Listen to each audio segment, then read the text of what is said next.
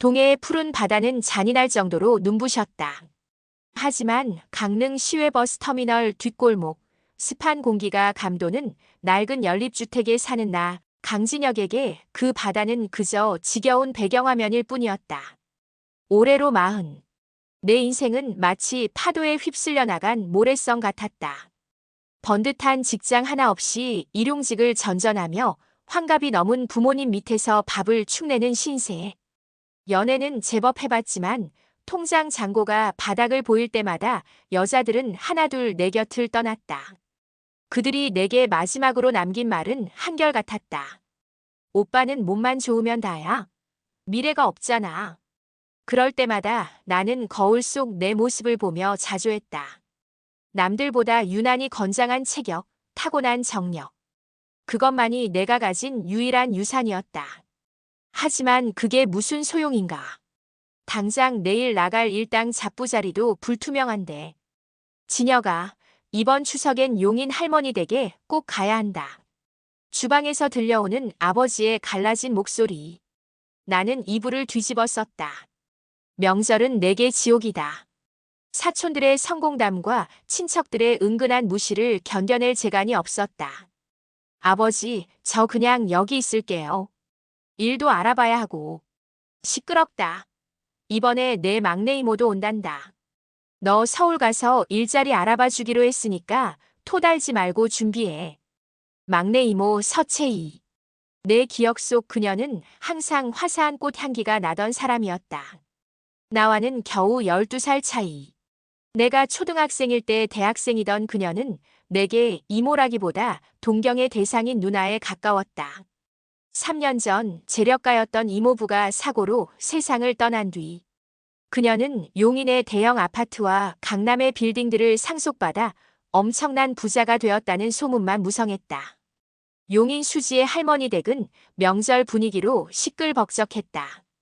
친척들의 잔소리가 빗발치던 순간 현관문이 열리며 공기의 흐름이 바뀌었다. 언니 오빠, 저 왔어요. 은은한 샤넬 향수 냄새와 함께 들어온 여자는 52살이라는 나이가 믿기지 않을 정도로 우아했다. 세련된 베이지색 실크 블라우스 위로 떨어지는 단정한 단발머리, 주름 하나 없는 도자기 같은 피부. 그녀는 강릉에 찌든 삶에 찌든 나와는 전혀 다른 세계의 존재였다. 어머, 우리 진혁이. 세상에, 너 왜 이렇게 듬직해졌어? 채희 이모가 다가와 나를 껴안았다. 풍만한 가슴의 감촉과 따뜻한 체온이 닿는 순간 내 심장은 비정상적으로 요동쳤다. 조카를 보는 눈빛이 아니었다. 그녀의 눈동자 속에는 묘한 갈증과 외로움이 서려 있었다. 그날 밤 이모는 아버지의 부탁을 흔쾌히 수락했다. 진혁이, 내가 데려갈게. 강남 빌딩 관리 맡길 사람 필요했는데 잘 됐네. 용인 우리 집에서 같이 지내면 되지. 그렇게 나는 강릉의 남루한 생활을 청산하고 이모의 고급 외제차에 올라탔다. 용인 성복동의 60평형 펜트하우스. 그것이 나의 새로운 감옥이자 낙원이 될 곳이었다. 거실 소파에 앉아 TV를 보는 진혁의 뒷모습을 훔쳐봤다. 강릉에서 올라올 때만 해도 저렇게 건장한 남자가 내 집에 들어온다는 사실이 조금 두려웠다. 하지만 3년의 독수 공방은 나를 미치게 만들기 충분했다. 진혁은 40의 나이에도 불구하고 몸이 아주 잘 닦인 조각상 같았다. 일용직으로 단련된 어깨 근육과 굵은 팔뚝. 나는 일부러 얇은 실크 슬립 차림으로 거실을 지나쳐 욕실로 향했다. 물소리가 들리는 동안 진혁의 시선이 내 등에 꽂히는 것을 느꼈다. 샤워를 마치고 가운만 걸친 채 진혁의 방문을 열었다. 녀석은 옷을 갈아입으려던 참인지 상의를 벗고 있었다. 구릿빛 피부와 선명한 복근. 나는 침을 삼켰다. 어머 미안 진혁아. 나가지 않았네. 아, 이모 저 옷 갈아입고 있는데. 얘는 너 어릴 때 내가 다 봤는데 뭐 어때? 우리 진혁이 그때보다 훨씬 많이 컸네. 나는 일부러 녀석의 가슴 근육을 살짝 스쳤다. 진혁의 눈동자가 흔들렸다. 녀석은 당황한 듯 했지만 이내 눈빛이 가라앉으며 나를 뚫어지게 쳐다봤다. 이모, 제 거 많이 봤다고 하셨죠? 그럼 공평하게 저도 이모 거 보여주세요. 심장이 터질 것 같았다. 장난치고는 수위가 높았다. 하지만 멈추고 싶지 않았다. 보여달라고? 민망하면 내가 먼저 벗어보든가. 그 말이 신호탄이었다. 진혁은 거칠게 속옷까지 내려놓았다. 나는 비명을 지를 뻔했다. 녀석은 내 상상을 훨씬 초월하는 남자였다. 40년의 세월이 응축된 에너지가 내 눈앞에 당당히 서 있었다. 이모, 장난 아니에요. 나 진심이야. 진혁이 나를 와락 껴안았다. 가운 너머로 느껴지는 딱딱하고 뜨거운 감촉. 나는 더 이상 이모가 아니었다. 3년 동안 굶주린 짐승일 뿐이었다. 그래. 진혁아. 오늘은 이모가 아니라 채이라고 불러. 그날 밤 용인의 펜트하우스는 신음과 열기로 가득 찼다. 녀석은 짐승처럼 몰아붙였고 나는 그 거대한 파도에 몸을 맡긴 채 몇 번이고 무너져 내렸다. 40살 조카의 체력은 경이로웠다. 나는 깨달았다. 이제 나는 이 녀석 없이는 단 하루도 살 수 없을 것이라는 사실을. 다음 날 아침 눈을 떴을 때 진혁은 내 곁에서 깊은 잠에 들어 있었다. 나는 녀석의 얼굴을 쓰다듬었다. 이제 이 녀석은 내 것이다. 강릉의 가난한 백수 강진혁이 아니라 나 서채희의 남자로 다시 태어나는 것이다. 나는 곧바로 휴대폰 목록을 뒤져 딜러에게 전화를 걸었다. 김 실장. 어제 말한 BMW 8 시리즈 제일 풀옵션으로 당장 집 앞으로 보내줘. 결제는 현금으로 할 테니까. 잠에서 깬 진혁은 당황했다. 이모, 이게 뭐예요? 1억이 넘는 차를. 조카 선물이야. 그리고 이건 내 생활비 카드. 한도 없으니까 마음껏 써. 대신 나는 진혁의 목을 끌어안으며 귓가에 속삭였다. 밤마다 나를 만족시켜야 해. 그리고 다른 여자는 절대로 쳐다보지도 마. 알았니? 진혁의 눈에 순간적으로 공포와 탐욕이 교차했다. 하지만 녀석은 이내 미소 지으며 나를 침대로 눕혔다. 걱정 마요, 채희야. 난 이제 이모개가 될 준비됐으니까. 우리의 은밀하고도 추잡한 동거는 그렇게 시작되었다. 낮에는 용인 수지에서 가장 부유하고 고상한 이모와 조카로, 밤에는 서로를 뜯어먹을 듯 탐닉하는 광기 어린 연인으로. 하지만 비밀은 영원할 수 없는 법. 강릉에서 갑자기 들이닥친 큰오빠 진혁의 아버지와 내 재산을 노리고 접근하는 사촌 형제들의 그림자가 서서히 우리를 조여오고 있었다. 하지만 상관없다. 진혁이 내 곁에 있는 한 나는 그 누구와도 싸울 준비가 되어 있었다. 용인의 아침은 고요했다.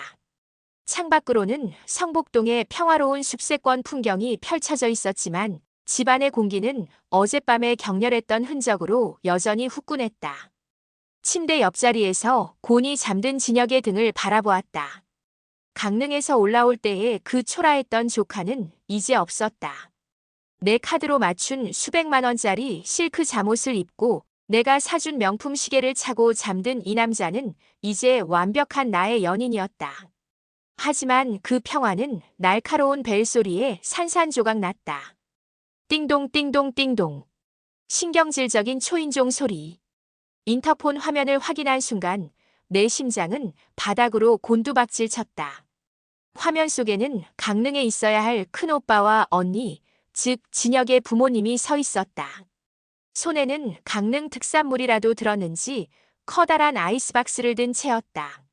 채희야, 안에 있니? 추석 지나고 진혁이 짐 좀 더 가져왔다. 문 열어라. 큰오빠의 목소리가 스피커를 타고 거실에 울려 퍼졌다. 진혁아, 일어나. 빨리.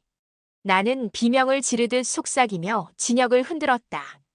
당황한 진혁이 눈을 떴고 상황을 파악하자마자 얼굴이 하얗게 질렸다. 아, 아버지. 아버지가 왜 여기? 일단 내 방으로 가. 옷 제대로 입고 아무 일도 없었던 것처럼 해. 나는 급하게 가운을 여미고 거실에 흩어진 진혁의 옷가지를 집어 던졌다. 하지만 서두르면 사고가 나는 법이다. 거실 소파 밑에 떨어진 진혁의 속옷과 테이블 위에 놓인 와인잔. 두 개를 미처 치우지 못한 채 현관문을 열었다.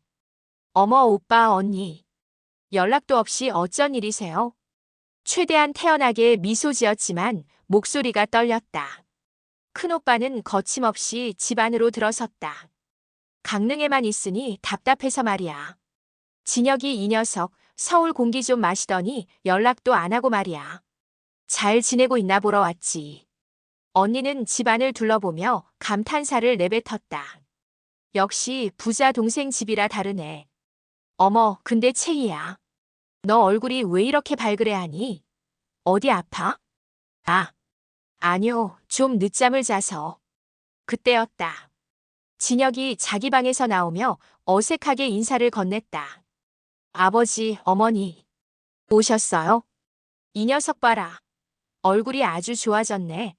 고생 좀 할 줄 알았더니 이모 밑에서 팔자가 폈구나. 큰오빠는 껄껄 웃으며 소파에 주저앉았다. 그런데 그 순간 큰오빠의 시선이 소파 아래에 멈췄다. 덜 치워진 진혁의 검은색 드로즈 팬티가 반쯤 삐져나와 있었다. 내 심장이 멈추는 것 같았다. 이게 뭐냐? 진혁아, 너는 다 큰 녀석이 이모 거실에 속옷을 흘리고 다니고. 에잉, 칠칠치 못하긴. 큰오빠는 대수롭지 않게 허허 웃으며 그것을 집어 진혁에게 던졌다. 위기는 넘기는 듯 했다. 하지만 진짜 지옥은 주방에서 시작되었다. 언니가 가져온 음식을 정리하겠다며 주방으로 향했다. 나는 식은땀을 흘리며 언니 곁을 지켰다. 채희야, 너 혼자 산 지 3년인데 식탁에 와인잔이 왜 2개니? 어젯밤에 누구 왔었어? 언니의 날카로운 질문에 나는 말문이 막혔다. 아, 그게 진혁이랑 오랜만에 회포 좀 푸느라. 조카랑 와인을 마시는데 이렇게 비싼 걸 따. 그리고 안주가. 이건 영락없이 연인들 분위기인데. 언니의 눈빛이 의심으로 번뜩였다. 언니는 우리 집 가사도우미처럼 집안 곳곳을 살피기 시작했다. 그러다 안방 침실 문이 살짝 열린 틈으로 언니의 시선이 꽂혔다. 그곳에는 어젯밤 우리가 미처 정리하지 못한 진혁의 명품 시계와 내가 입었던 속옷이 침대, 머리맡에 나란히 놓여 있었다. 채희야, 저게 왜 저기 있니? 언니의 목소리가 낮게 가라앉았다. 거실에서 TV를 보던 큰오빠도 분위기가 이상한 것을 눈치채고 다가왔다. 무슨 일이야? 왜 그래? 언니는 떨리는 손으로 안방을 가리켰다. 큰오빠가 성큼성큼 안방으로 들어갔다. 그리고 잠시 후 안방에서는 짐승의 포효 같은 비명이 터져 나왔다. 이 짐승 같은 놈들이. 큰오빠는 방에서 튀어나와 진혁의 멱살을 잡고 벽으로 밀어붙였다. 내가 사람이냐? 내가 그러고도 내 아들이야. 내 이모야. 내 엄마 동생이라고. 아버지, 그게 아니라. 제가 잘못했어요. 제발. 진혁은 바닥에 무릎을 꿇고 빌기 시작했다. 언니는 충격에 주저앉아 통곡했다. 채희야, 내가 어떻게.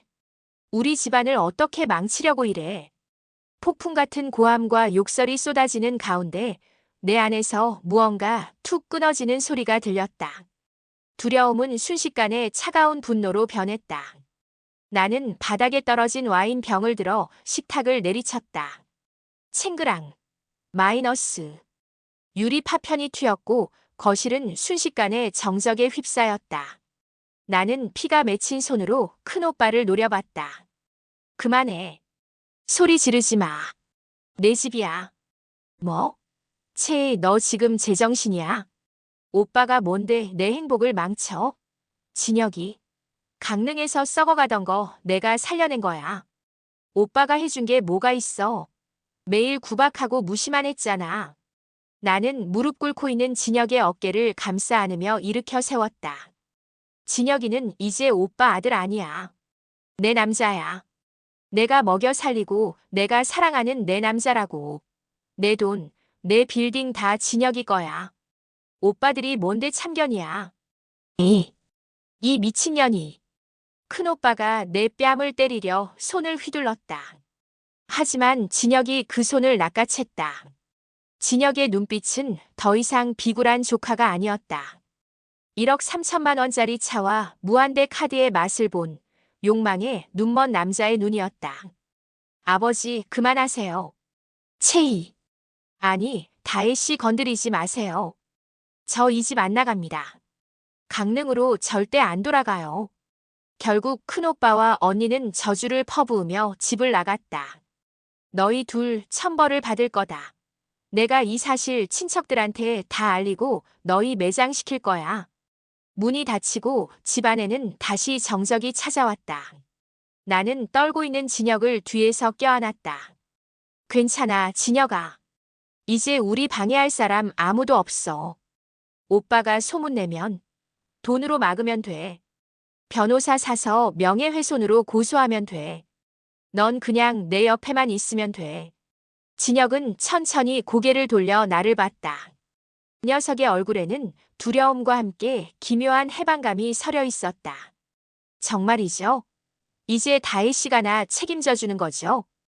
그럼 내 모든 걸 너한테 줄게. 넌 그냥 내 밤의 주인이 되어주면 돼. 우리는 깨진 유리 파편 위에서 서로를 갈구하며 다시 입을 맞췄다. 용인의 펜트하우스는 이제 세상과 단절된 우리만의 타락한 왕국이 되었다. 도덕도 윤리도 가족도 모두 사라진 곳.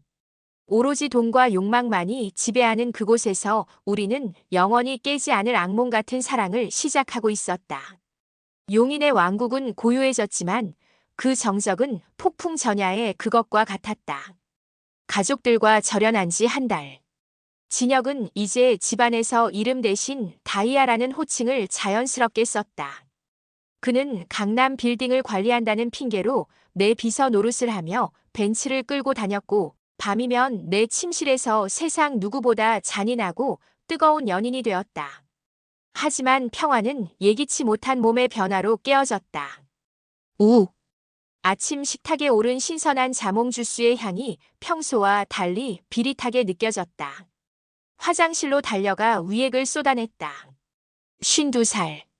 폐경을 고민해도 이상하지 않을 나이였다. 하지만 내 몸은 아직 기적처럼 혹은 저주처럼 규칙적이었다. 머릿속이 하얘졌다. 설마. 나는 진혁 몰래 약국 5군데를 돌며 테스트기를 샀다. 결과는 잔인했다. 선명하게 그어진 2줄. 이게 가능해? 거울 속 내 모습은 여전히 아름다웠지만 그 안에서 자라나는 생명은 축복이 아닌 증거였다. 조카와 이모 사이의 혈연을 비웃기라도 하듯 유전자의 지도가 뒤섞인 존재가 내 뱃속에 자리 잡은 것이다. 진혁이 거실에서 골프채를 닦으며 나를 불렀다. 다희야, 왜 이렇게 안 나와? 오늘 백화점 가기로 했잖아. 나는 떨리는 손으로 테스트기를 화장대 깊숙이 숨겼다. 녀석에게 말해야 할까? 아니, 말하면 진혁은 어떻게 반응할까? 기뻐할까? 아니면 도망칠까? 40세의 나이에 갑자기 아빠가 된다는 사실을, 그것도 자신의 이모와 사이에서 가진 아이라는 사실을 녀석이 감당할 수 있을까? 조금 어지러워서. 오늘 쇼핑은 나중에 가자. 내 수척해진 얼굴을 본 진혁이 다가와 이마를 짚었다. 어디 봐. 열은 없는데. 요즘 잠을 못 자서 그래. 아니면 내가 밤에 너무 괴롭혔나? 그가 짓궂게 웃으며 내 허리를 감싸 안았다. 평소라면 설레었을 그 손길이 오늘따라 날카로운 칼날처럼 느껴졌다. 하지만 비밀은 오래가지 못했다. 쓰레기통을 비우던 진혁이 내가 미처 깊이 숨기지 못한 테스트기 포장지를 발견한 것이다. 거실로 걸어 들어오는 진혁의 발소리가 평소보다 무거웠다. 이거 뭐야? 진혁의 손에는 2줄이 선명한 테스트기가 들려 있었다. 그의 눈은 경악과 공포로 가득 차 있었다. 진혁아, 그게 이모 아니 다희야. 이거 진짜야? 내 애야? 아니, 우리 애야. 진혁은 비틀거리며 소파에 주저앉았다. 그는 머리를 쥐어뜯었다. 말도 안 돼. 우리가 어떡해. 만약 친척들이 알면, 아버지가 알면 우린 진짜 살인당할 거야. 이건 단순한 불륜이 아니라고. 나는 차갑게 가라앉은 목소리로 대답했다. 그래서? 지울까? 내가 원하면 그렇게 할게. 근데 진혁아, 난 이 아이. 신이 나한테 준 마지막 기회라고 생각해. 너와 나를 영원히 묶어줄 사슬. 내 말에 진혁이 고개를 들었다. 그의 눈동자에 다시 기묘한 탐욕이 서렸다. 사슬. 그렇지. 이 애가 태어나면 다희 씨 재산은 결국 다 내 아이 거네. 그의 반응은 내 예상보다 훨씬 막장이었다. 그는 생명의 경이로움보다 자산의 승계에 먼저 반응했다. 녀석은 40살이 되도록 백수로 살며 느꼈던 돈에 대한 갈증을 이 금기된 아이를 통해 해소하려 하고 있었다. 아이 소식은 예상치 못한 곳에서 터져나왔다. 강릉의 가족들이 단순히 절연으로 끝내지 않았던 것이다. 큰오빠는 내 재산이 조카인 진혁에게 흘러들어가는 것을 막기 위해 성년후견인 제도를 신청하려 내 뒷조사를 시작했다. 용인 아파트 지하주차장. 진혁이 새로 뽑은 BMW에 오르려 할 때 검은 양복을 입은 사내들이 그를 가로막았다. 큰오빠가 고용한 사설 탐정들이었다. 강진혁 씨, 서채혜 씨 산부인과 기록 확보했습니다. 52세 임신이라니 의학계의 기적이 아니라 집안의 수치군요. 탐정은 진혁의 눈앞에 초음파 사진 복사본을 흔들었다. 큰오빠분이 전해주라더군요. 아이 지우고 강릉으로 기어내려와서 무릎 꿇고 빌든지 아니면 이 사진을 일가 친척 단톡방이랑 강남 빌딩 세입자들한테 다 뿌리든지 선택하라고요. 진혁은 주먹을 꽉 쥐었다. 이제 선택의 여지가 없었다. 진실이 세상에 드러나는 순간 우리는 사회적으로 매장당할 것이다. 그날 밤 진혁은 평소보다 늦게 귀가했다. 그의 눈빛은 완전히 맛이 가 있었다. 그는 식탁 위에 놓인 와인 병을 통째로 들이켰다. 다희야, 아버지가 다 알았어. 초음파 사진까지 갖고 있어. 나는 담담하게 물었다. 그래서 너 강릉으로 갈 거니? 아니. 진혁이 내 앞으로 다가와 무릎을 꿇었다. 그리고 내 배에 얼굴을 묻었다. 나 절대 안 가요. 그 가난하고 구질구질한 강릉 연립주택으로 어떻게 돌아가? 이해 나아요. 대신 방법이 하나 있어. 방법. 아버지를. 입을 막아야 해. 돈으로 안 되면 다른 방법으로라도. 진혁의 입에서 나온 말은 조카가 할아버지 진혁의 아버지에게 할 말이 아니었다. 막장 드라마의 끝을 달리는 발언이었다.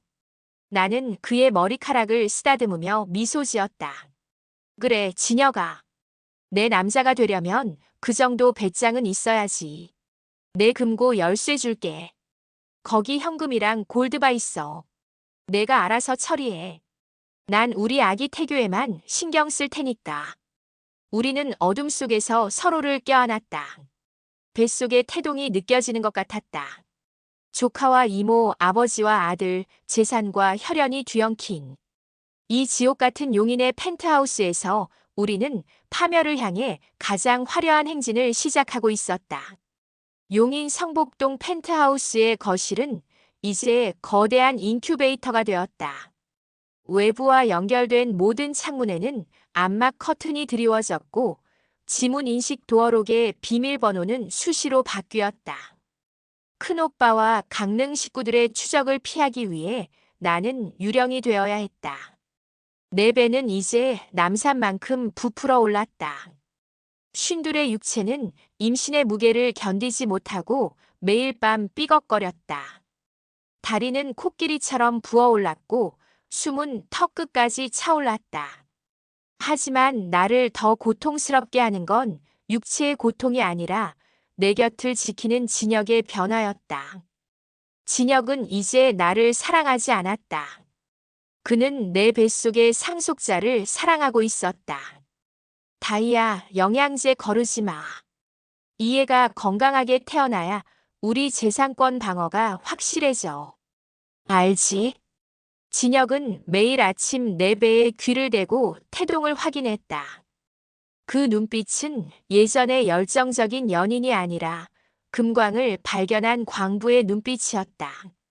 그는 내 건물 관리 수익을 교묘하게 자신의 명의로 돌려놓기 시작했고 나는 그걸 알면서도 묵인했다.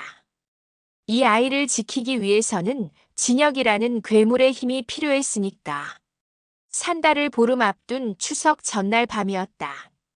기묘하게도 1년 전 우리가 처음 선을 넘었던 그 명절이었다. 용인 하늘에선 마른 하늘에 날벼락이 치며 폭우가 쏟아졌다. 아, 양수가 터졌다. 침대가 순식간에 젖어들었고 참을 수 없는 산통이 내 골반을 쪼개놓기 시작했다. 거실에서 위스키를 마시던 진혁이 달려왔다. 진혁아, 병원 가야 해. 진혁의 얼굴에 당황과 환희가 동시에 스쳤다. 그는 서둘러 나를 부축해 지하 주차장으로 향했다. 하지만 우리가 엘리베이터 문을 열었을 때 그곳에는 지옥의 사자들이 기다리고 있었다. 용인의 한 사립 산부인과 VIP분만 실압. 휠체어에 탄 나를 둘러싸고 비극적인 대치 상황이 벌어졌다. 소식을 듣고 달려온 큰오빠와 강릉 일가 친척 10여 명이 분만실 입구를 봉쇄했다. 이 천하의 후도놈들. 여기서 기어이 근친의 씨를 말리려 하느냐. 큰오빠의 고함이 병원 복도를 울렸다. 진혁은 내 앞을 가로막으며 외쳤다. 비키세요. 사람 죽는 꼴 보고 싶어요. 이해내예요. 내 자식이라고요. 닥쳐라. 내 놈이 우리 가문의 성씨를 더럽혔다. 너 정신 차려. 지금이라도 아이 포기하고 수술대로 들어가. 언니는 실성한 듯 웃으며 내 머리채를 잡으려 들었다. 간호사들과 보안 요원들이 엉키며 아수라장이 되었다. 그 혼란 속에서 나는 분만실로 밀려 들어갔다. 정신이 아득해지는 와중에 마지막으로 본 것은 친척들의 비난보다 무서운 진혁의 비열한 미소였다. 그는 소란을 틈타 내 가방 속 인감도장과 통장을 챙기고 있었다. 몇 시간의 사투 끝에 52살 노산의 기적이 일어났다. 우렁찬 아기의 울음소리가 수술실에 퍼졌다. 간호사가 핏덩이를 내 품에 안겨주었다. 축하드려요, 산모님. 아주 건강한 아들이에요. 나는 떨리는 손으로 아이의 얼굴을 보았다. 그런데 아이를 보는 순간 내 심장은 얼어붙었다.